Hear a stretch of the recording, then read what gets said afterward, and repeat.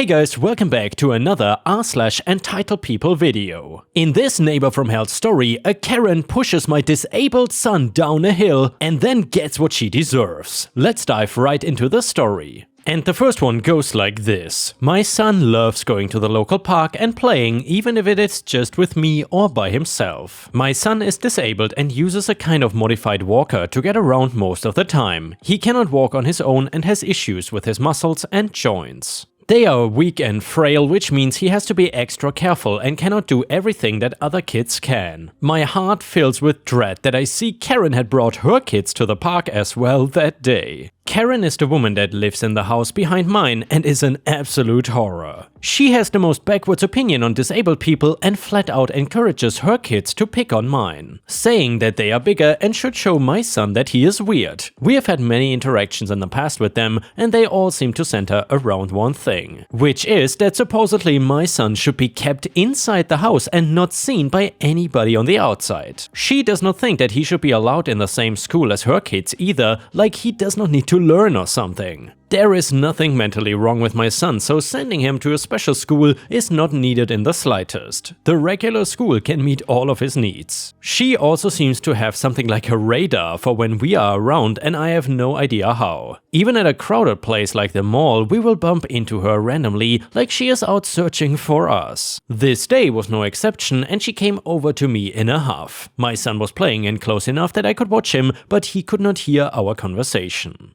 Karen, I told you to keep that freaky boy of yours in the house. He does not belong in public where everybody can see him. Me, and I told you to mind your business and leave us alone. He is allowed outside. He is a slur word for disabled people. He belongs inside or in a hospital somewhere. He should not be at the park scaring normal kids. Me, as usual, the only person that seems bothered by it is you. Maybe if you left us alone and stopped going out of your way to find us, you would not have to be near him. Karen, he gives my children nightmares. Me, if you don't like it, then take your kids and go home. She did not like that comment and walked off in a huff like most of our interactions end. Keep in mind that these are not super young kids either. They are between 9 and 12 years old, so they understand that my son is disabled and not scared of him. Karen simply just wants to have a dumb excuse to make it seem valid for my son to not be allowed outside. One thing to note is that the part of the park we were at has a large hill. My son loves it because during the summer it has a great view where you can see right into the town. During the winter it is the main snow hill for kids to sled down. He cannot sled but always begs me to take him and watch other kids do it while other kids do it.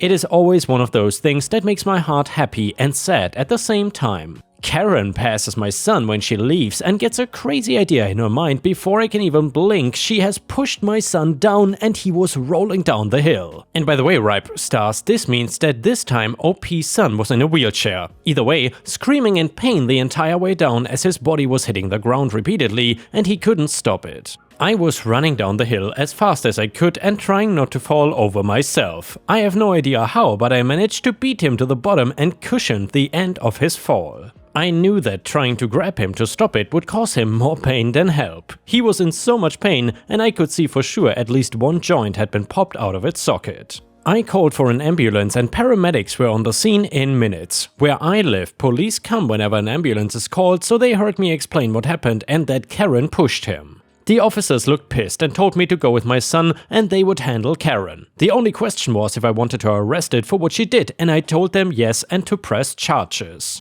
At the hospital we found out that my son had 3 joints shift out of place as well as 2 of his bones fractured. Honestly, I was a mess mentally and kept blaming myself for not being able to keep him safe. A few of the doctors know us because we are regulars and took me to get a coffee and calm down while my son was being taken care of, reminding me that it is part of his condition and I am doing a good job with him. After getting treated and making sure that there was no serious damage done, we were able to go home, which meant that I was able to see what happened with Karen while I was gone. She got arrested for assault and battery of a minor, and since she had kids of her own, it meant that CPS was called in too. The thing with kids that age is that they don't know how to lie very well. On top of that, those kids had pride in the things their mom told them and were happy to repeat it. About being encouraged to be a bully to my son and take her backwards views on disabled people as a whole. From what I heard, she also tanked the home visit with nothing being clean and the kids' horrible attendance being brought up, with her excuse being that she wouldn't make them be in a building with disabled children because it would mentally scar them. I don't know what else happened, but I do know that CPS decided it was not a fit place for her kids to live. They got taken away and from whispers around the neighborhood got sent to their aunt or something like that. However, that might just be a rumor. What I did know was the court date was approaching for her assault charge and I was not gonna miss it even if I didn't have to be there. I was called up and told to tell the entire story of us having a verbal argument and then seeing her push my kid. Instead of denying it, her excuse was that my kid should not have been outside so she could not be blamed for what she did. Which is of course a fantastic excuse if you have the mind of an entitled Karen. I don't think, even while getting found guilty, she understood what was going on. The park has security cameras and there was a video clearly showing what she did, so she couldn't go with denying it or saying it was an accident. Honestly, it was the most deliberate push I've ever seen in my life. I am just glad that the judge agreed and did not want to show Karen any leniency for being an ableist and a douchebag. She was sent to prison and I was just relieved that my son would not have to interact with her again. And yeah, ripe stars, obviously an entitled person like this is not fit to live in our society. To be honest, whoever inflicts harm on anybody else is not really fit for society, but especially this person that attacked an innocent disabled child. If you liked the video so far, please don't forget to like the video and maybe even post a comment if you want to help me. Thank you so much in advance. The next one is titled Revenge on Douchebag Landlord. I don't know exactly where to put this story, so this seemed as appropriate as any. Call it life's revenge or karma, but I didn't see other subs that exactly covered this. So this happened about 4 years ago. I work as a city letter carrier for the US Post Office and this incident involved a house on my route at that time. So John had been renting the house for over 10 years at this point, and despite his son offering to have him come live with him and his family, John was content to keep living in his house. It was in a poorer, rougher part of town. Drug dealers, gunshots, the occasional killing. Was not a very nice house, but it was home for him and he paid the rent on time every single month. Basically a model tenant. One day John tells me he's finally gonna move out because the landlord is trying to screw him over. I asked, how so? And he told me that a water pipe that runs under the house had sprung a leak. I asked how he would know that, to which he replied, I got a $700 water bill this month. So then John had called the landlord to let him know about it, that the landlord needed to take care of the problem and the bill. The landlord refused, insisting that John was responsible for the water bill, despite it being an issue with the house itself that fell under the landlord's responsibilities, and if John did not pay it, he was gonna be evicted. Well, John had an out. He had a family that wanted him to come live with them, so that's exactly what he did, and the landlord was stuck with the bill. The landlord clearly had the money to pay the water bill because after John moved out, he not only fixed the water pipe, he spent a good bit of money fixing the house up too. Presumably to make it more attractive to other renters, but maybe to also charge more rent. What I do know is that he got the house rented again pretty soon after he finished the work. A group of 4 people moved in, which were rough looking. I guess they paid their rent on time as they were there for a couple of months until their meth-making equipment turned over one night and burned the house out. It was still standing, but it was condemned by the city and remains empty to this day. Try to screw over an honest and decent man, end up losing his house. Best part was that John would occasionally drive down the street to check out his old house, so he knew exactly what happened and we exchanged smiles every time we saw each other until I moved on to another route. And the next one is a petty revenge story. And by the way guys, please let me know which kind of revenge stories do you prefer the most? Is it petty, regular or pro-revenge? I would love to know. Today I got a call from the school that my 9-year-old attends asking to please come up to the school because my daughter was in trouble for vandalizing another kid's property. This surprised me because my daughter is a bit of a goody two-shoes and never gets in trouble, so I dropped what I was doing and swung by the school to find my daughter sitting in the principal's office grinning ear to ear. I was ushered in to take a seat. The principal immediately launched into a tirade about how my daughter had deliberately broken another girl's necklace and how unacceptable it was. Once he was finished, I turned to my daughter to hear her side of the story. Last year my daughter saved up her pocket money to buy the best friend a necklace for her and this girl. I ordered them from wish.com for her, and this year the friendship went belly up when I discovered this girl was trying to extort her friends, including my daughter, into buying her expensive items on a kids game, with threats, backstabbing my daughter and threatening anyone who dared to play with her at lunch, so she was completely isolated. My daughter cut off contact and has been rebuilding her friendship circle, and all was going well until this little girl started repeatedly demanding that my daughter give her the other half of the friendship necklace so she could then give it to someone else. The fact that we were the ones that bought the necklace to begin with was apparently a minor irrelevant detail. My 18-year-old niece and nephew are very protective of their young cousins and were quite upset for her, so they decided to offer her the opportunity for therapeutic destruction. Last weekend they got out their tools and helped my daughter shatter the charm into 7 or 8 pieces with a hammer, some pliers, and had a great time. My daughter put the pieces of the charm in her jewelry box as a reminder of what fake friends can do to you. Anyway, apparently this girl kept demanding the necklace every day, hassling her, so my daughter hatched a plan. She gathered up the pieces into a little bag, took them to school today to empty the bag in front of the girl, and told her that she was welcome to the necklace as long as she likes jigsaw puzzles, but she will probably need some glue. Apparently the girl went red and stormed off to the teacher to say that my daughter had destroyed her necklace and my daughter was sent to the office. I could not keep a straight face and burst out laughing. You could see the vein in the principal's forehead pop out as he looked at me laughing. I then pulled out my phone, showed him my purchase history to confirm that we bought the necklaces and my daughter is perfectly within her rights to destroy her own property if she so wishes. He finally dismissed us and my daughter skipped back to class laughing hysterically. My niece and nephew are quite proud and planning to take my daughter out for ice cream this weekend to celebrate her standing up for herself. And yeah, ripe stars, I always love it when people stand up to bullies, especially when it is kids. That is such an important life lesson to learn, so I am glad that OP's daughter got the chance.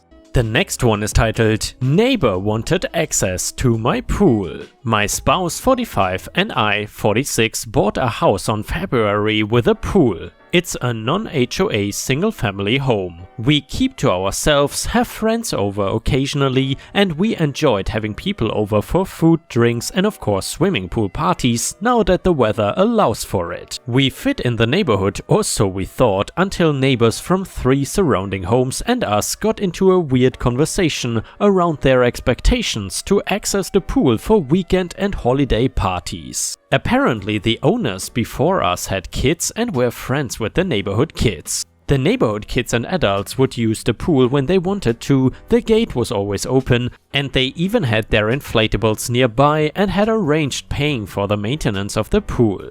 We told them that we are fairly private people and enjoy our privacy and don't see ourselves letting neighbors having access to our backyard whenever they want. Each time any of us are wandering around outside, they just ask over and over and try to sell the idea of having access to it. They offer money and sharing the maintenance fees and such. I was trying to enjoy gardening and was cornered once again. I just really firmly told them that they really need to stop talking about the pool each time they see us, and then stood up and left. As I was walking back towards the gate to the backyard within our property line, they were following me, talking my ears off. One of the ladies/moms was still going on and on because she asked nicely and offers to pay for the maintenance that she really didn't understand why I was so against it. I turned around and asked them to leave now and never follow me on my property ever again. We politely decline over and over, and we are seriously getting tired of the nagging and the pool and their access to it being the only thing they want to connect with us about. It's not like we created a bond or anything, all convos are about the pool.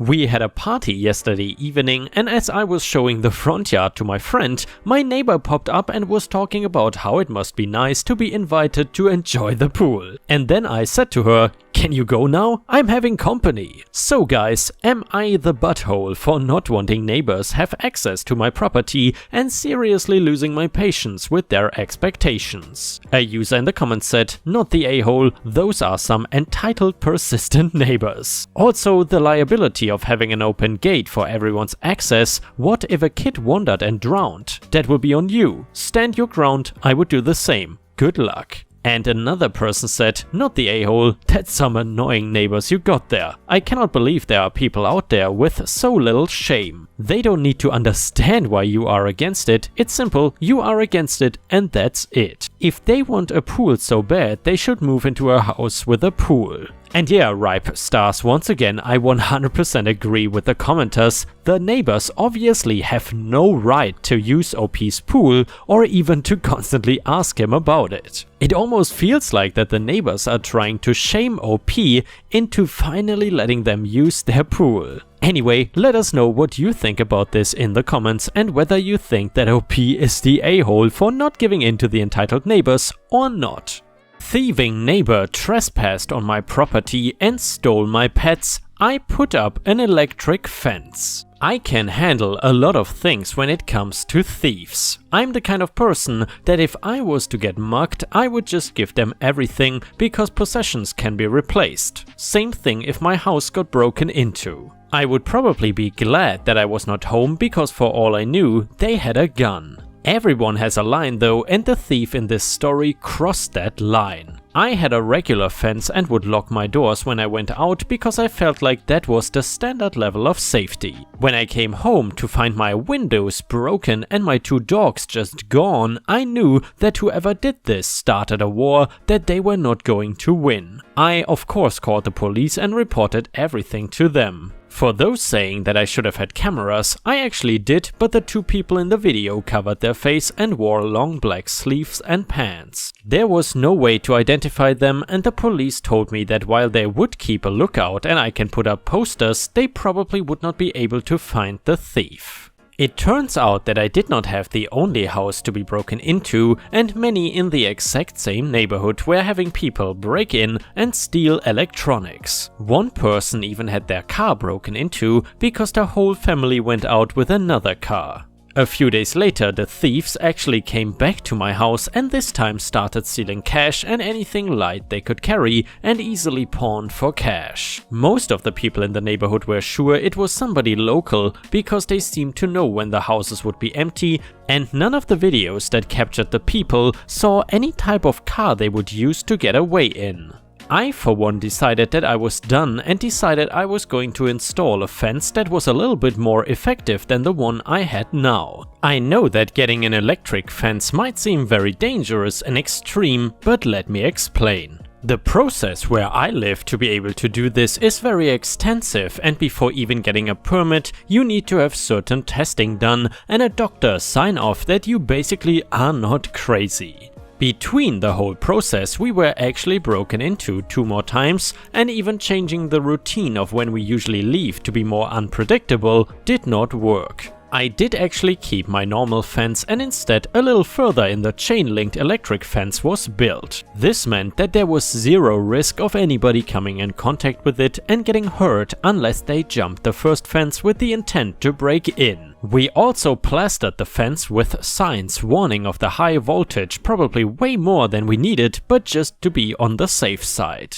Some neighbors started complaining immediately that their kids might get hurt playing outside or their dog might get hurt going for a walk. Our original fence was not short in the slightest and was tall on its own, purposely to make sure the dogs could not get out. There was also a switch box, so if anyone was on our property like us or a worker, it could be shut off. Still, as we all know, people will complain about anything. All we could do now was wait and hope that we caught somebody trying to sneak over the fence. Another thing I just realized I should mention is that even though the sign said high voltage, it was actually a pretty low voltage and would just give the person a painful shock, not burn their skin or kill them or anything. One night it seemed like I was not home because my car was at the shop getting work done and I turned in early, so all my lights were off. My camera sends to my phone that they see activity on the left side of my house, and I can see on camera the 2 men dressed in black trying to get over the fence.